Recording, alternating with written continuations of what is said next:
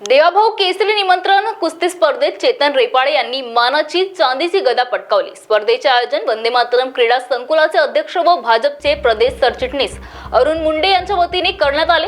कार्यक्रमात महसूल मंत्री चंद्रशेखर बावनकुळे, जलसंपदा मंत्री राधाकृष्ण विखे पाटील आणि विधान परिषद सभापती राम शिंदे यांच्या हस्ते विजेत्यांचा गौरव करण्यात आला। महाराष्ट्र केसरी हर्षद सदगीर, शिवराज राक्षे आणि सोनाली मंडलिक यांनी निमंत्रित कुस्तीत विजय मिळवला। महसूल मंत्री बावनकुळे यांनी सांगितले की राज्यातील प्रत्येक ग्रामपंचायत आणि वार्डातून एक चॅम्पियन खेळाडू घडवायचा निर्णय सरकारने घेतला आहे।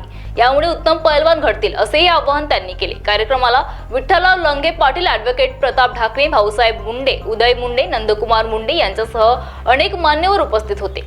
महाराष्ट्र टीव्ही 24 करिता जयप्रकाश बागडे, अहिल्यानगर, शेवगाव। देवाभाऊ महाराष्ट्र केसरी स्पर्धेचं आयोजन शेवगाव इथे हनुमानगर मध्ये करण्यात आलं असून या कुस्तीला 260 पैलवान आलेले असून याच्यामध्ये ओपन जी कुस्ती आहे त्याला चांदीची गदा ठेवण्यात आली आहे।